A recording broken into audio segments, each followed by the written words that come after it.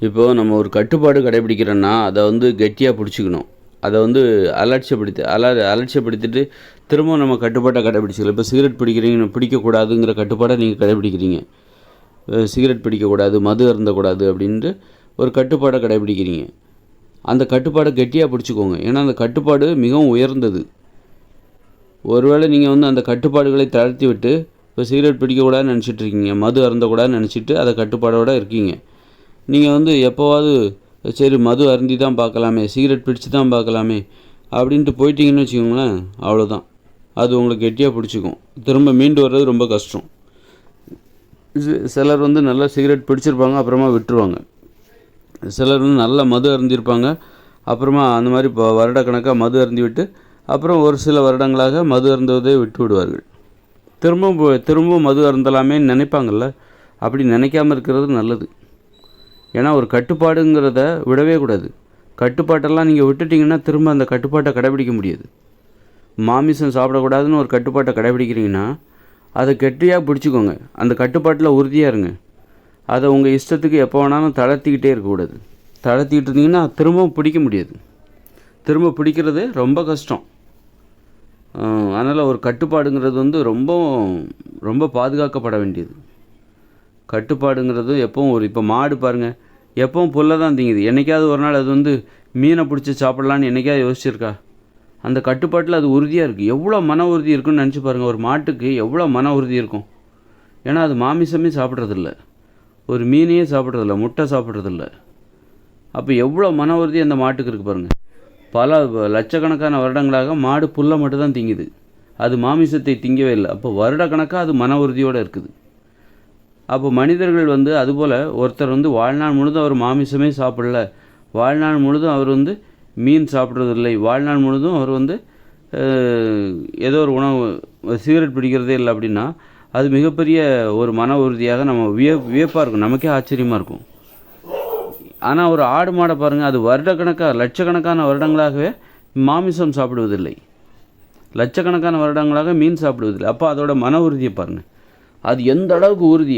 அந்த உறுதியெல்லாம் நம்ம வந்து அளவிடவே முடியாது. அப்போ அத்தகைய உறுதி மனிதர்களுக்கு தேவை.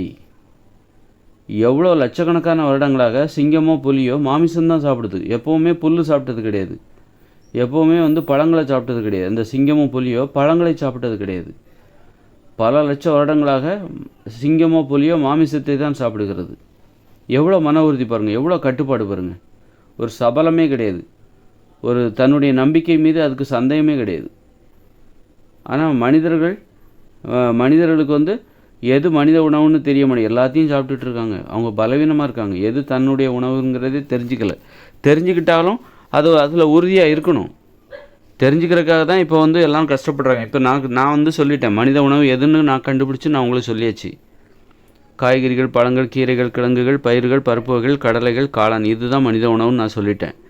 அரிசி, கேழ்வரகு, கோதுமை இதெல்லாம் மனித உணவு கிடையாது. மாமிசம், மீன், முட்டை, தயிர், மோர், பால், வெண்ணெய் இதெல்லாம் மனித உணவு கிடையாது. சரி, இனிமேலாவது மனிதர்கள் மனித உணவை மட்டுமே உட்கொள்வார்களா எதிர்காலங்களில்? அப்படின்னா உட்கொண்டு தான் ஆகணும். அப்படிப்பட்டவர்கள் தான் வரப்போகிறார்கள். நமக்கு நம்பவே முடியலல்ல, அப்படிலாம் இருப்பாங்களா? அப்படிப்பட்டவங்க தான் வரப்போகிறாங்களா? இனிமேல் பிறக்கிற பசங்க அப்படிப்பட்ட மன உறுதியோடு தான் இருப்பார்களா? இருந்து தான் ஆகணும். அப்படிப்பட்ட மன உறுதியோடு இருந்தால் தான் மனிதர்கள் மனிதர்களாக வாழ முடியும். ஆடு மாடு புல்லை திங்கிற வரைக்கும் தான் மாடாக வாழ முடியும்.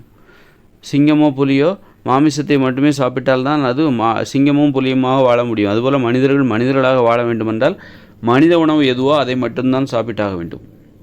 தேன் சாப்பிடக்கூடாது, அதெல்லாம் மனித உணவு கிடையாது. பால், தயிர், மோர், வெண்ணெய், நெய் இதெல்லாம் மனித உணவு கிடையாது. மாமிசம்லாம் மனித உணவு கிடையாது. அரிசி, கேழ்வரகு, கோதுமை இதெல்லாம் மனித உணவு கிடையாது. இப்படி எதெல்லாம் மனித உணவு கிடையாதோ அதை நாம் இனி வரும் காலங்களில் விடாமல், அதில் எந்தவித தளர்வுக்கும் இடமில்லாமல் வாழ்நாள் முழுதும் பல ஆயிரக்கணக்கான ஆண்டுகளாக அந்த கட்டுப்பாடு மீறப்படாமல் கடைபிடிக்க வேண்டிய கட்டாயம் இனிமேல் நமக்கு இருக்குது. அந்த சவால் இனிமேல் இருக்குது நமக்கு அந்த சவால் இருக்குது. அப்படி ஒரு சவால் வந்து இனிமேல் பிறக்கிற பசங்களுக்கு, இனிமேல் வரப்போகிற தலைமுறையினருக்கு அப்படி ஒரு சவால் இருக்குது. மாமிசமே எக்காலத்துக்கும் சாப்பிடக்கூடாது. ஒருத்தர் தன்னுடைய வாழ்நாளில் எக்காலமும் மாமிசத்தை சாப்பிடக்கூடாது, மீனை சாப்பிடக்கூடாது, தயிர், மோர், வெண்ணெய், நெய், பால், அரிசி, கேழ்வரகு, கோதுமை இந்த மாதிரி உணவுகளை சாப்பிடக்கூடாது, தேன் சாப்பிடக்கூடாது. பார்த்தீங்களா எவ்வளோ பெரிய சவால் பாருங்கள். இதை கடைபிடிச்சாக்கா அப்படிப்பட்டவருடைய மன உறுதி எப்படி இருக்குன்னு நினச்சி பாருங்கள். அதுதான் மன உறுதி. உணவு கட்டுப்பாடு தான் மனிதர்களுக்கான மன உறுதியை தரும். உணவு கட்டுப்பாடு இல்லைன்னு வைங்க, அவங்க மேலே தன் மீது தன்னம்பிக்கையே இருக்காது. இப்போ மாமிசம் சாப்பிடக்கூடாதுன்னு ஒரு கட்டுப்பாடு, ஆனால் மாமிசத்தை சாப்பிட்டா அவர் சாப்பிட்றாரு அப்படின்னா அவர்கிட்ட தன்னம்பிக்கையே இருக்காது. அவருக்கு அவர் மேலே நம்பிக்கை இல்லை. கட்டுப்பாடு அவருக்கு தெரியுது மாமிசம் சாப்பிடக்கூடாதுன்னு, அது மனித உணவு கிடையாதுன்னு தெரியுது, ஆனால் மாமிசத்தை பார்த்தா சாப்பிட்றாரு அப்படின்னு என்ன அர்த்தம்? அவர் மேலே அவருக்கு நம்பிக்கை இல்லை. அவருக்கு ஒரு சுய கட்டுப்பாடு என்பது இல்லை. தாழ்வு மனப்பான்மை வந்துடும். தன்னம்பிக்கை இல்லை என்றால் தாழ்வு மனப்பான்மை வந்துடும். தன்னை கட்டுப்படுத்த தெரியவில்லை என்றால் சரி எது தவறு எது என்று தெரிந்த பிறகு தவறானவற்றை செய்யாமல் இருக்க தேர்ந்தெடுக்க வேண்டும். அதுதான் சுய கட்டுப்பாடு. அதுதான் தன்னம்பிக்கைக்கு வழிவகுக்கும். சுய கட்டுப்பாடு இல்லைன்னா தாழ்வு மனப்பான்மைக்கு தான் வழிவகுக்கும்.